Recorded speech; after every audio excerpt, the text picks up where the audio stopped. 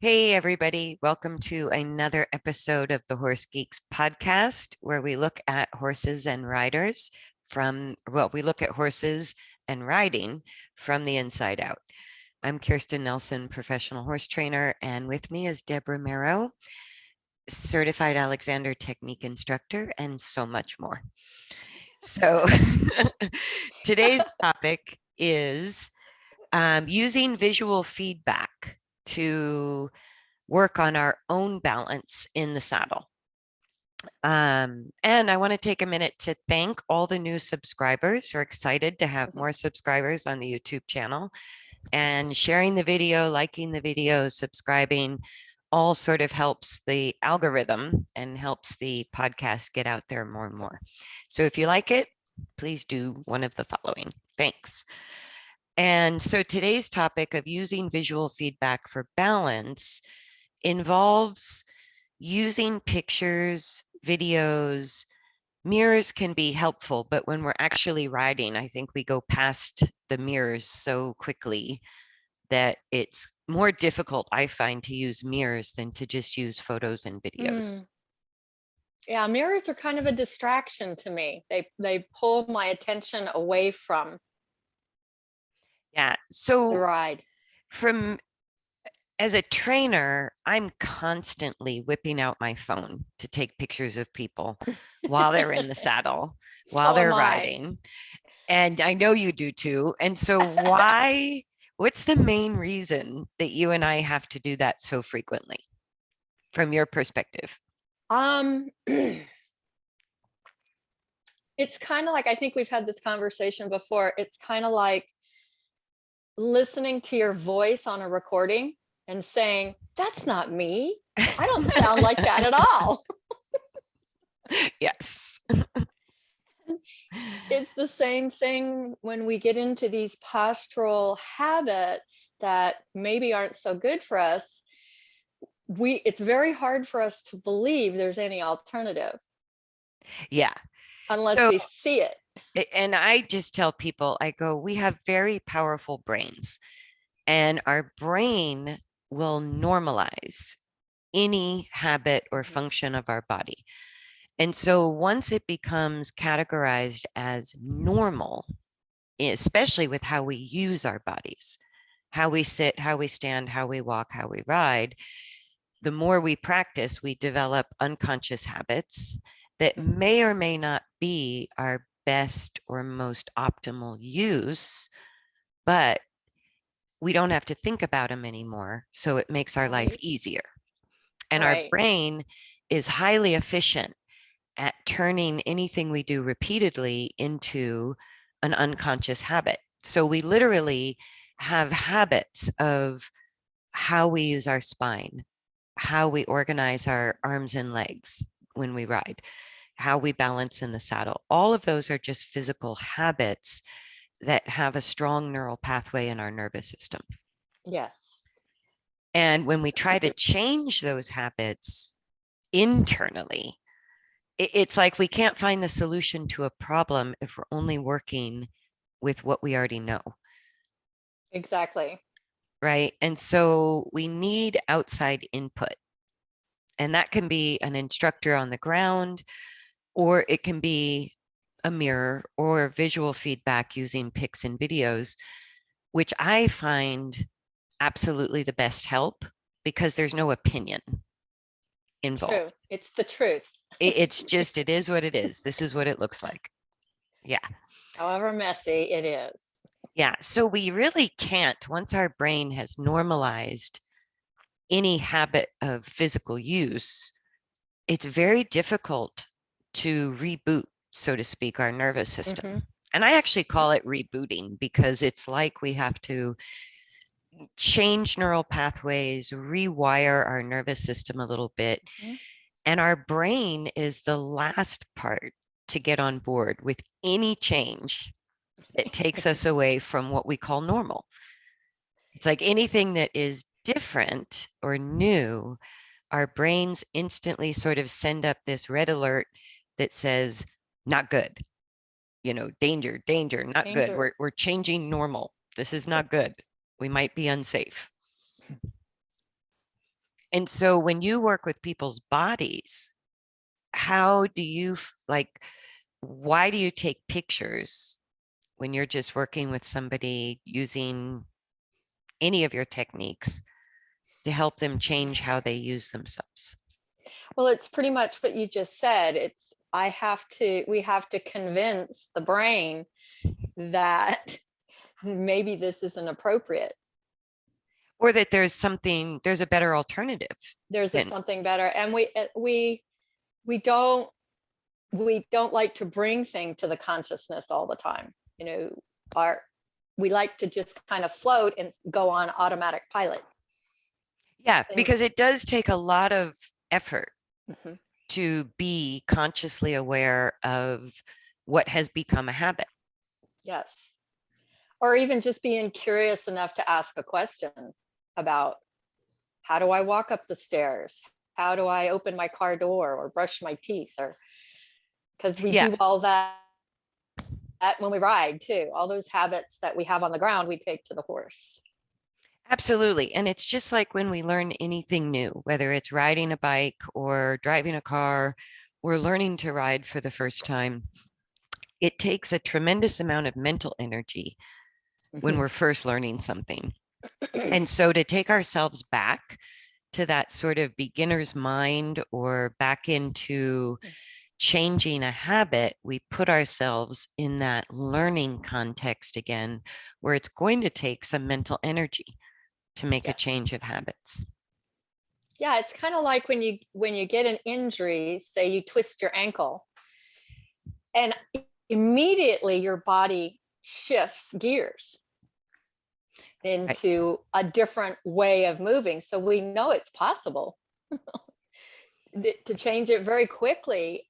And what I always question with myself when something like that happens is, do I ever go back to normal, or do I always have a compensation that is, that under the subconscious that I'm I not think aware of? I think by default we retain the detour. We Yeah, retain I the do too. compensation.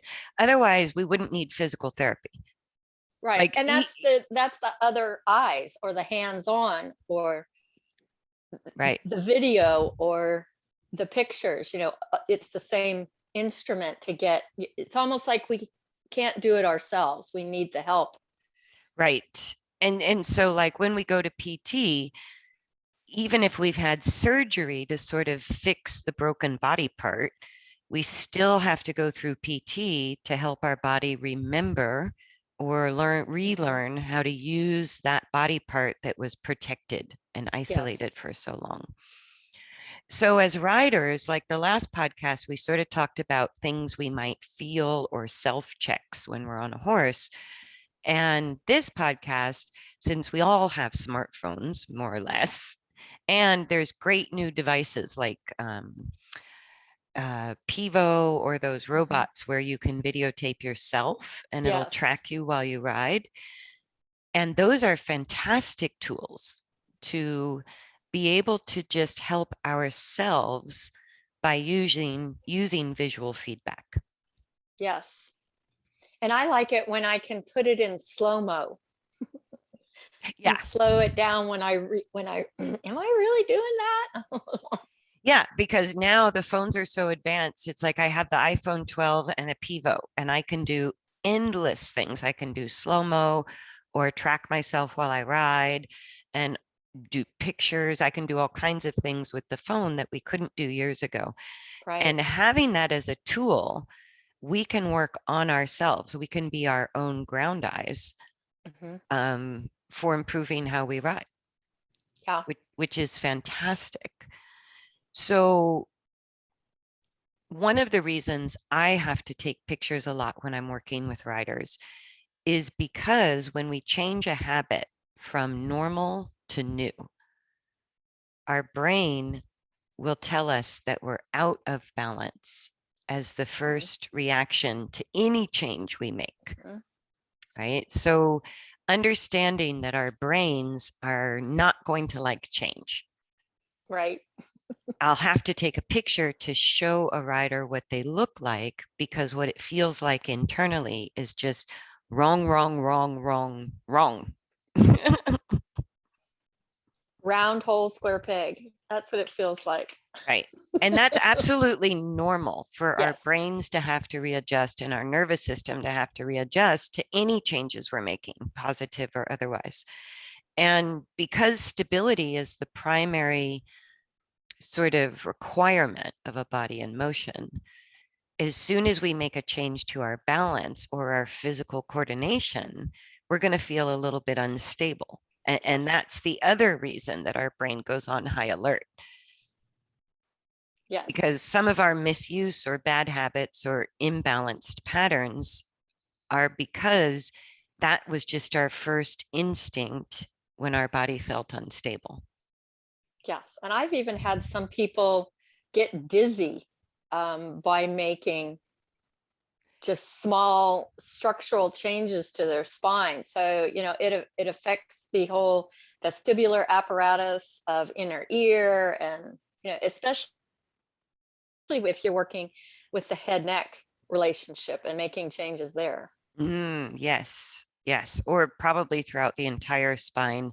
And for the rider, how we stabilize or balance or use our pelvis is really critical to managing all the forces of motion up through our entire spine and into our head. So our whole torso balance really relies on how we control the use of our pelvis when we're riding, more Yes, than our arms and legs.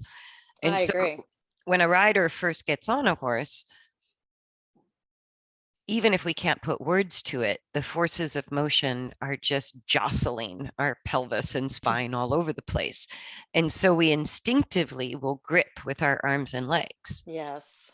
and that's why the first lesson everybody hears is heels down, because of the human tendency to just grip inward and draw our legs up, Mm-hmm.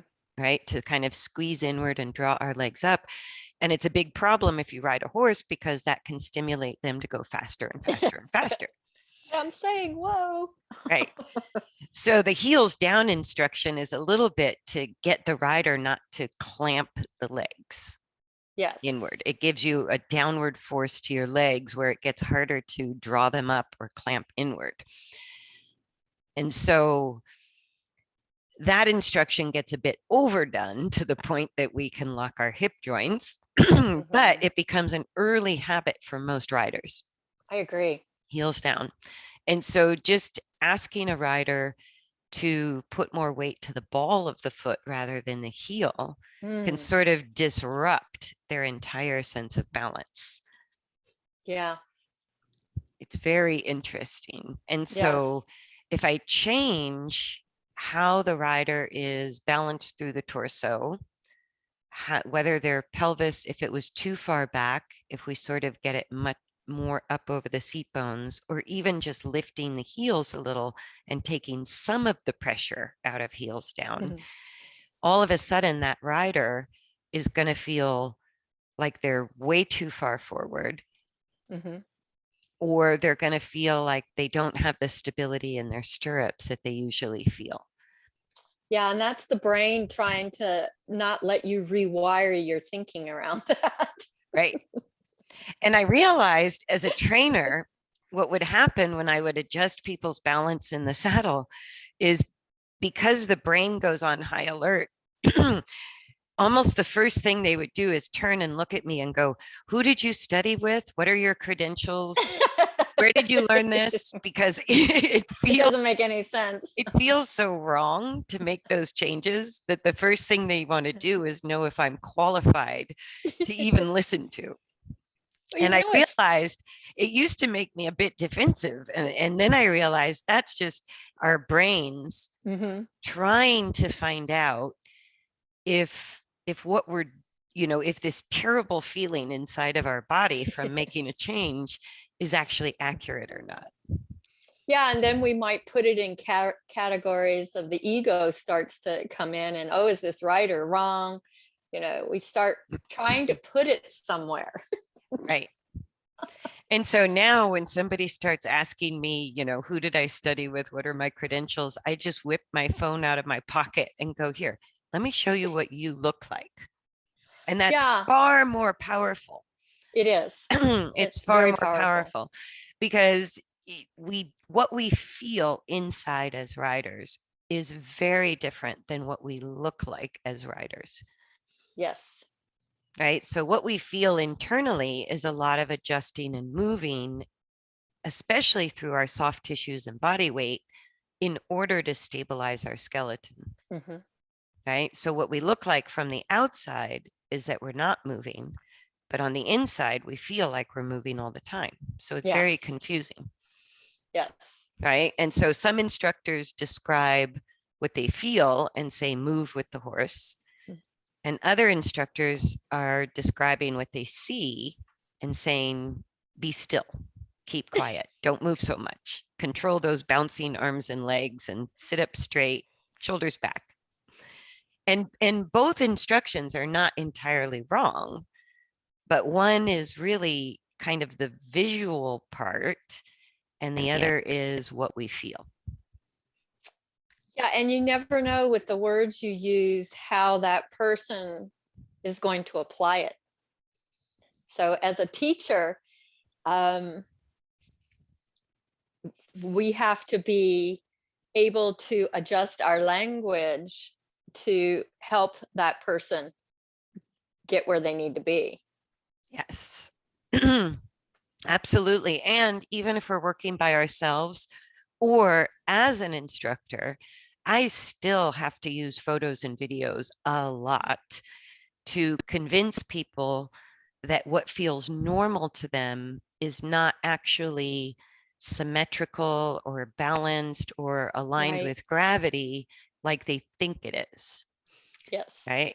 And that's just the power of our brains at work, that Yes. whatever feels right or normal is right.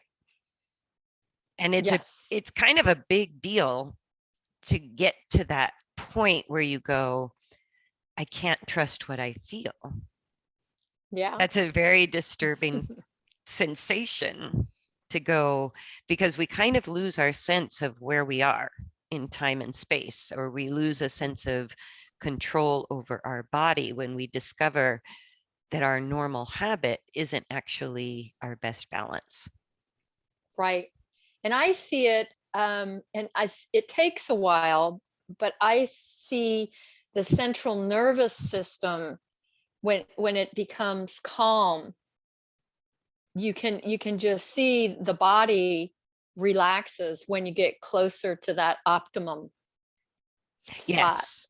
And even that can be a hard adjustment in our brains, because I've had Yes. riders when they're kind of holding their position and they're Yes. used to a lot of effort and a lot of Hmm. muscle, when they actually balance, that excessive muscle contraction just sort of spontaneously releases. And Exactly. so when a rider looks straight and soft, but they're coming from the habit of using a lot of effort, they'll often describe the feeling as being slumped, or they feel like a Yes. sack of potatoes, or they feel too loose, or they feel too mobile. It just feels wrong because of what they're used to. And so they'll tell me, oh, I feel like Quasimodo, like I'm slumping. Yep. And out comes the phone. Nope, Yep. you look straight, right? Yeah. And I like doing before and after pictures. Oh, absolutely. Yeah. Because you have to, like I'll do, show me from a side view or a front or back view. I'll ask the rider, show me what feels straight, and they'll do it, and I'll take a picture. And then now you're going to play with, explore gently, arrange your body differently to that sack of corn feeling or that Hmm. slumpy feeling, knowing that that's what it feels like to you right now. And so you're going to go ahead, put your brain on hold for a second, play with this new use of your body, and then I take another picture. Yeah. And the beauty of the phone is I can hand them my phone and they can Exactly. instantly see the comparison. Yes. And visually, we can recognize it. And so that's part of what helps our brain adapt and Yes. change and reboot, is we have to visually see it in order to convince our brains that a change is even desirable. I don't think people know how much effort they use until you do that. Well, and the same thing happens in reverse with riders who have been told to move with the horse and relax and let go of all tension and move freely. They can become so unstable that their body's moving too much. And so when I get them to sort of support more stability through the axial skeleton and at least use enough muscle tone to control the bones rattling all over the place, they'll turn to me and go, "Ooh, I feel completely stiff and hard. And this feels terrible. I feel like I'm tightening all my muscles and I feel stiff and rigid." And again, I'll take a picture, usually in motion, like a little short video. Oh, that's a good idea. Yeah. And go, "You don't look stiff.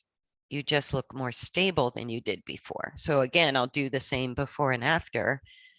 And they can see that what feels like way too much muscle use is just barely enough to sort Yeah. of keep themselves more stable in the saddle and reduce excessive movement. Yep. But that's how our brains work. And so if we have a tripod and we put our phone up to either snap pictures or take video, we can do that for ourselves. We can kind Yeah, of I've even, if you don't want to use, get the Pivo, just setting it on a tripod. And I think what you taught me is put out some cones where the range of the camera is. camera is. And that's because once you download it or whatever, you can make the picture bigger or do whatever you want. Right. It's a great tool. It's a fantastic tool. And so kind of how we can use visual feedback is on the horse. We can, like you said, map out a little area where we ride in front of a static camera, or use the robot devices that can track us and follow us while we ride. But to sort of give ourselves a signal on the video, like, I don't know, a lifting of That's a the good arm idea. or something. So we go in our minds, we want to compare what feels normal and right. And then maybe look at the video and see where we need to make an adjustment. Right. And Yeah, then I think what I do is I think I'm with a watch is, do like 5 minutes this way, and then at the 5-minute mark, switch to a different body pattern. right. And then that's on video. So I play with that sometimes, like with stirrups, without stirrups. What do I look like? That kind of thing. Yeah. Or we can even purposefully just kind of go on an exploration journey or a reconnaissance trip and go, so what do I look like if I really if I feel like I lean too far forward? What do I look like if I feel like I lean too far back? What do I look like with my heels down, or when I put more weight on the ball of my foot? Yes. What do I look like when I do this or that or this or that? And oftentimes we'll be surprised if our tendency and our comfort normal is to sort of lean back and sit on our pockets, then we might feel like we're leaning way far forward like a jockey. And then on the video, we just look straight. We look more vertical. And that kind of thing happens all the time. So we can take videos where we just explore different uses of our body and see what it looks like. Yeah. Knowing what it feels like internally can be really different than what it looks like on the camera. Yes. Yeah. And so also, once we sort of decide that we want to change some habits, we can pick one at a time. Mm. And, it's hard. Changing habits can be really difficult. So it's really good to isolate or simplify just one thing at a time. And then on the video or taking pictures, we look at the normal habit, compare it to the new until we see what we want to achieve.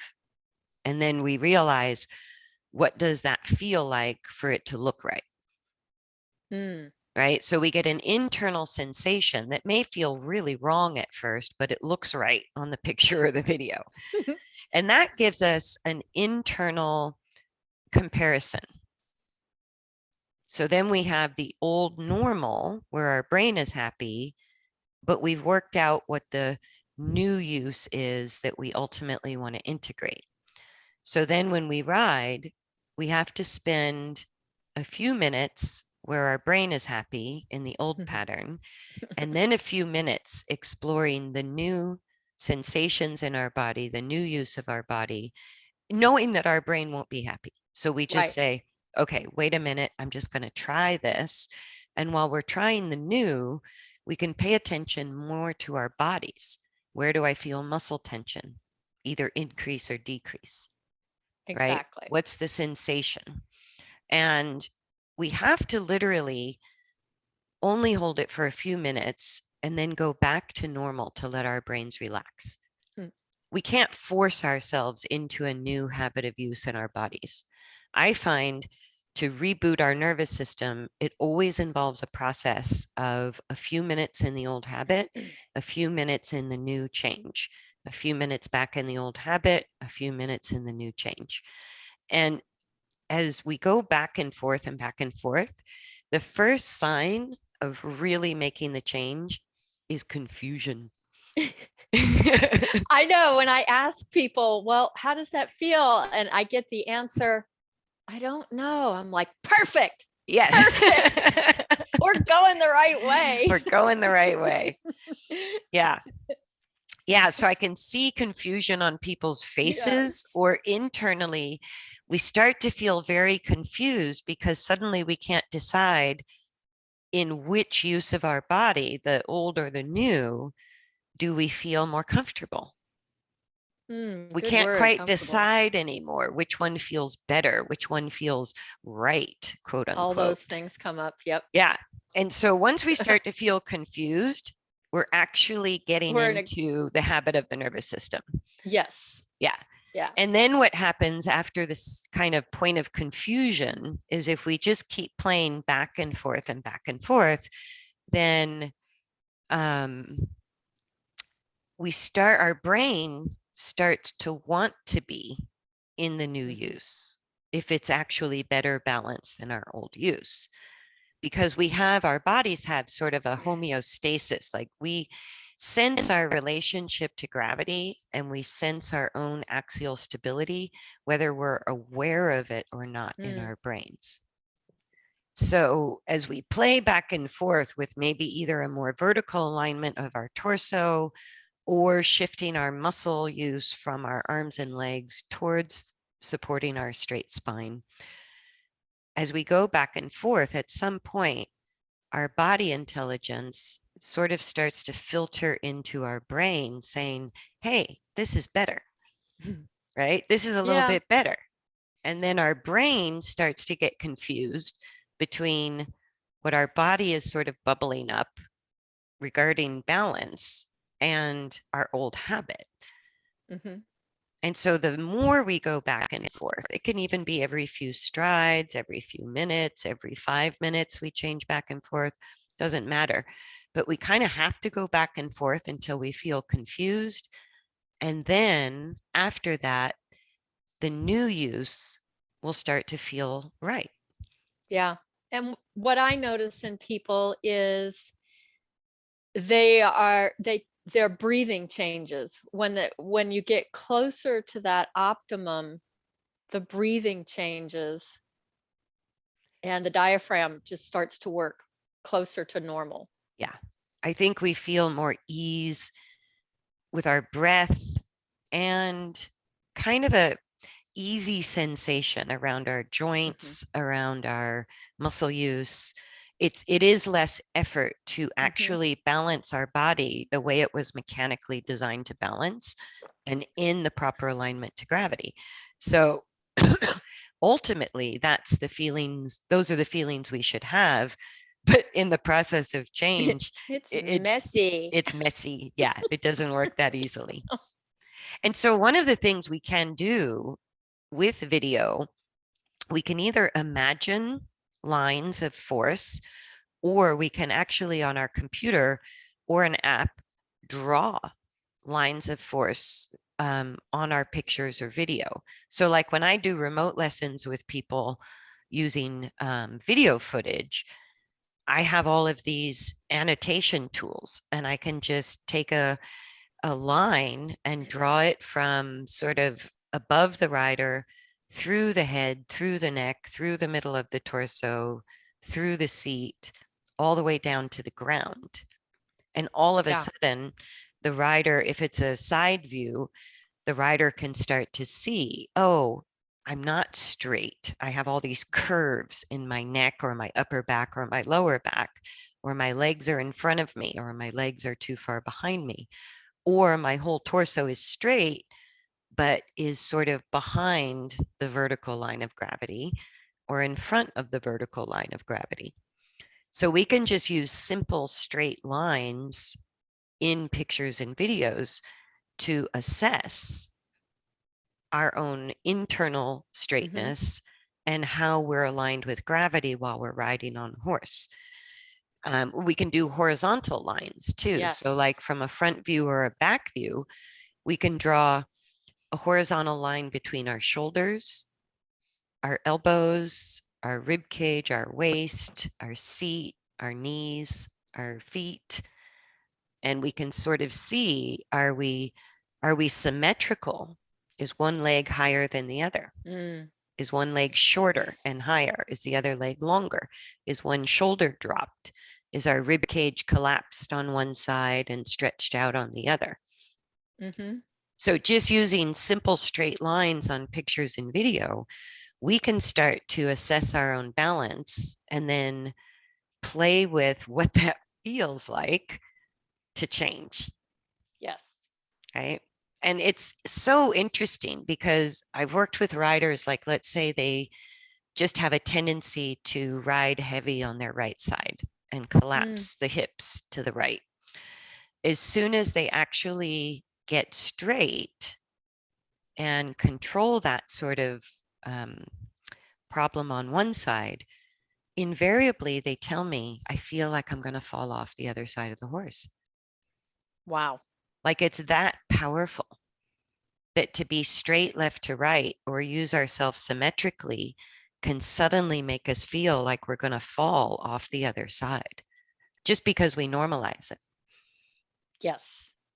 It's like normalizing the limp Yeah, after. or like you've talked Mhm. about before, your client who thought she had one leg shorter than the other, I have an right? update on that. Oh, yes. I saw her yesterday, 2 days ago. She's completely changed and is level, has no lift. She had like a 1.5 inch lift in one shoe. Wow. So for a month, she's been going with no lifts and she's finally getting close to level pelvis. Wow. Yeah. That's amazing. Yep. And that's Just, just by learning to better use her spine, her balance, mhm. and create more symmetry. Yeah. And that's what I find with riders all the time. It's not uncommon for a rider to tell me that they ride with one stirrup a couple of holes shorter than the other, or Wow. that they've been told that they have one shorter leg. And usually it's just a misuse, too much lateral Mhm. bending or too much rotation in our own spine Yeah. that makes us asymmetrical. Mhm. And So, this woman's in her 70s, so for 40 or some years, she's believed that she's had one leg shorter than the other. yeah, that's how powerful our brains are, that It's we can adapt and take that on as normal. And especially if we're told by our paid professional that that's the deal, yeah. then it just reinforces the belief and we never experiment. We just don't That's experiment. true. That is so true. It's the same thing as somebody saying, I have this problem, and this problem. It kind of, they own it. It becomes them. Yeah. Or I'll have, like, when I work with, I try not to use the word body mechanics anymore, because when I use the word body mechanics and alignment with gravity, people would say, oh, they'd start listing all the issues they have that Yeah. tell me about their imperfect mechanics. They have this injury or that Yes, problem. yes. And so I quit using those words, because it sort of makes us feel that if we have any anomalies or bad conformation or Mhm. pain issues or problems, that then we can't balance. And I Right. go, no, it's balance is about managing forces internally and externally. It's a So key to our survival. So we're balancing all the somewhere. time, all the Yeah. time. Yes. Yeah. And so the lines, when we look at ourselves with lines vertically and horizontally, it helps us just reorganize the Mhm. body we have Yes. into better symmetry and better force management internally to support a straighter vertical alignment of our axial skeleton, and also to kind of find our way into the most ideal relationship with gravity, Mhm. whether we're on a horse or off a horse. Exactly. It's like you said, it's just forces. It's where our center of mass is over gravity. That's what it's all about. It's pure physics. Yes. Yeah. And we can do that even with mechanical imperfections. Oh, yeah. It does. And what you're saying with your client that thought she had one shorter leg Mhm. is that we can create some of our own mechanical imperfections In our by, little brain. yes. Is that true? I'm always asking myself, is that thought true?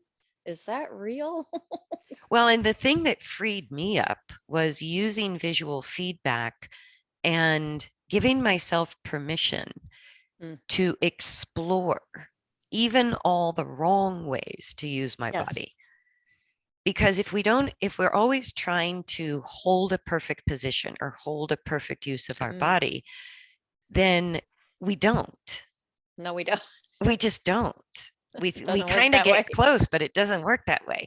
And so it really frees us up to go, well, I'm just going to explore all the uses of my body so I have something to compare, right? Yes. So people who tend to ride on their pockets have just quit exploring a forward use of their torso. Mhm. They've become habitually conditioned to a backwards, behind the vertical line of gravity use of the torso is normal and straight. And so there's no reason to lean forward ever, right? And so what happens is, even as that person sort of approaches a true vertical alignment with gravity, they feel like they're going to tip on their face. Mhm.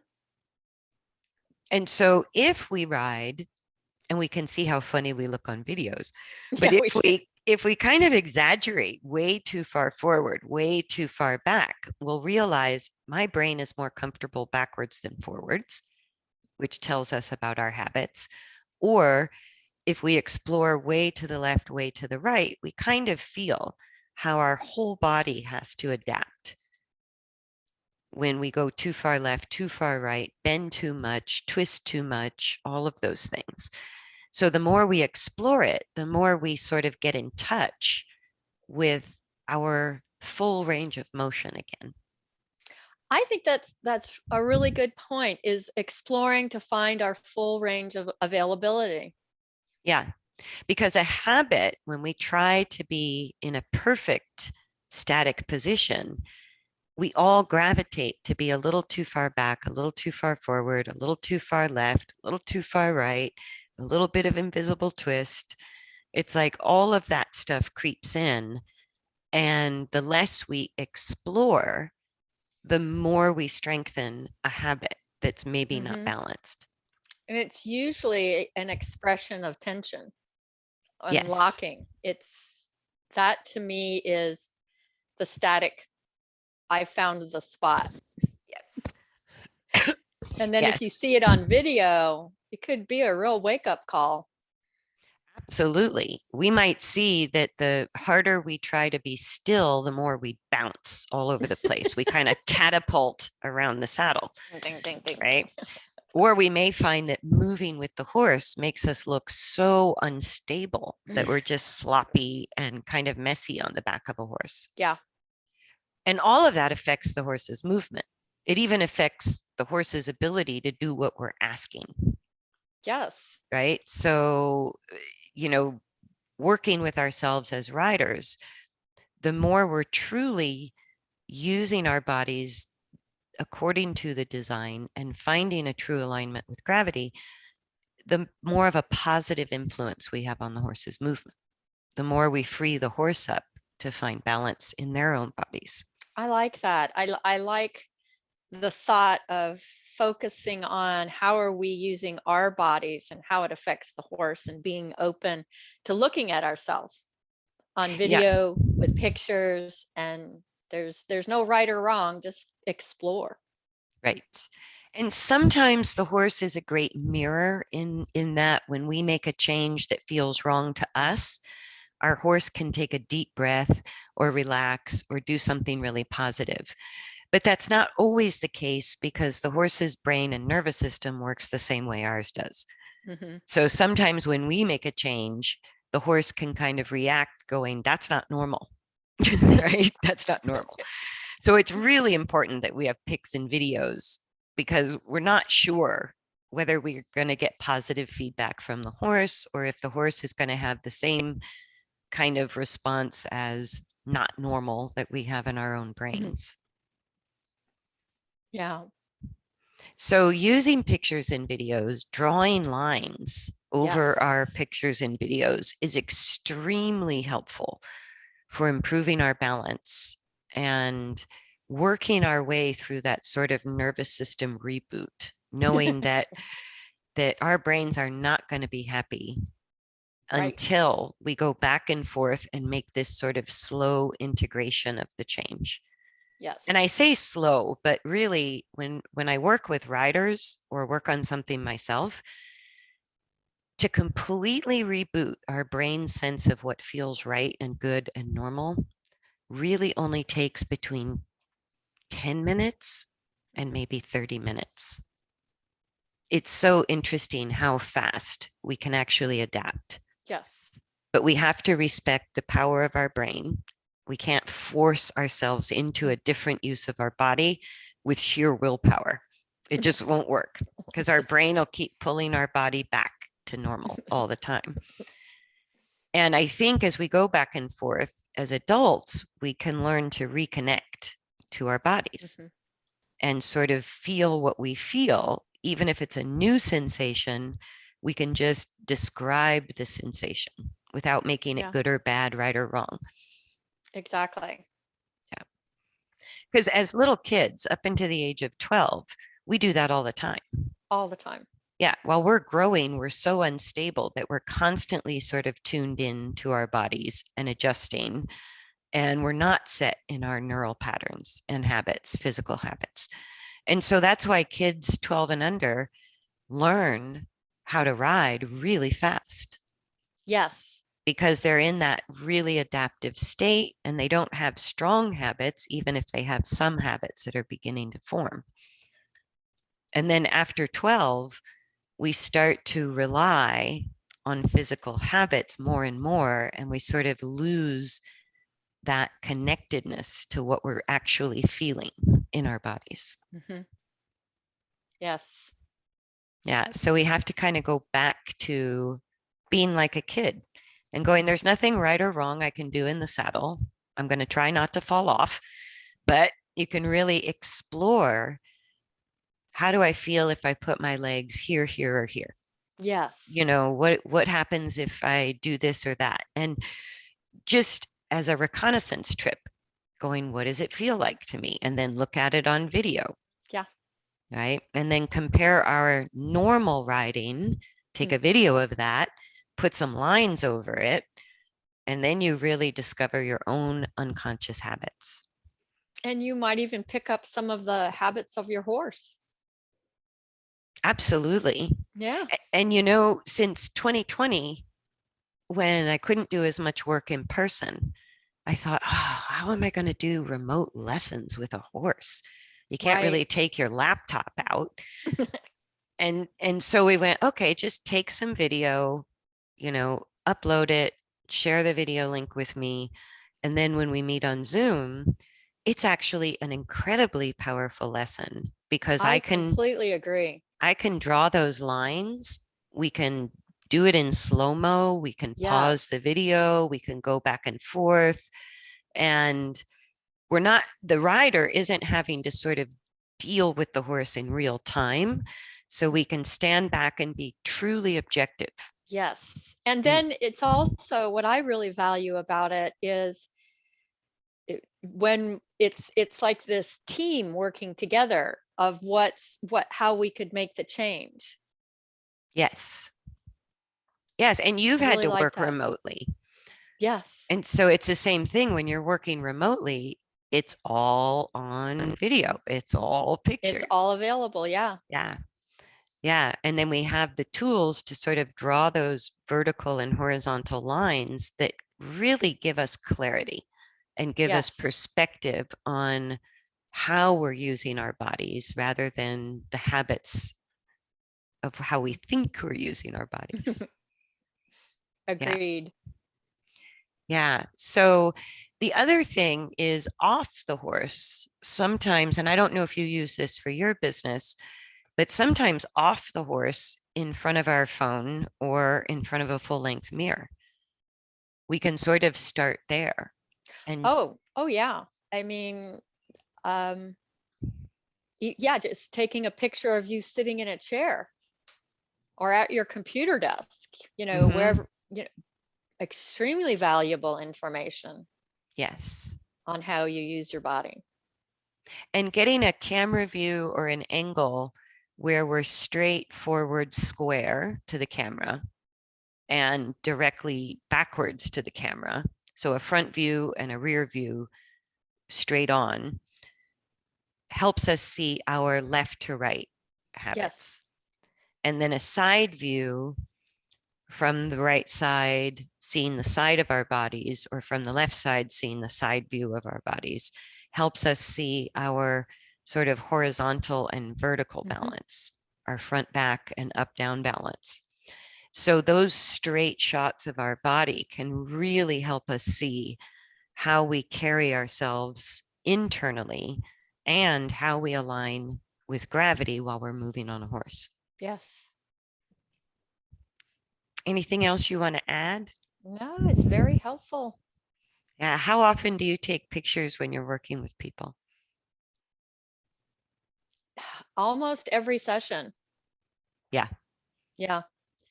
Because anybody can say, oh, you look so much better. Yes.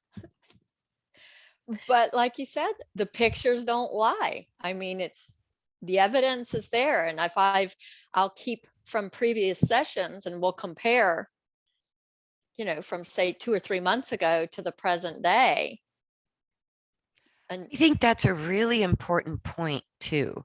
Like I encourage riders to just set up a YouTube channel and keep a playlist that's a on good idea. on their own horse.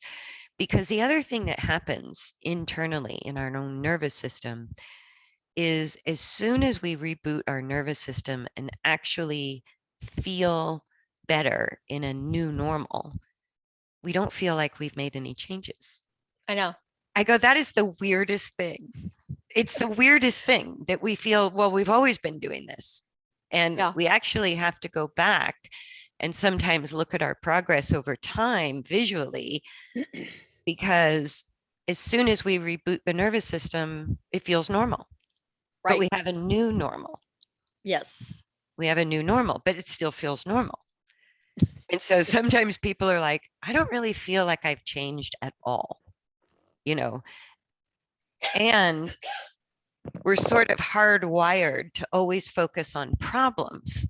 And so we Yes. always have another problem or another thing to work on. And that can make us feel really frustrated as writers, like we're never making progress. And Right. so sometimes having a playlist or a file where we can go back and look at ourselves, Hmm. we go, wow, I really have changed. I Hmm. really have made some improvements that are significant. But we don't feel that way because we're always adapting to a new normal and finding new problems. Yes. Yeah. So that's a great point to bring up. Yeah. Okay, I think we can wrap it up there.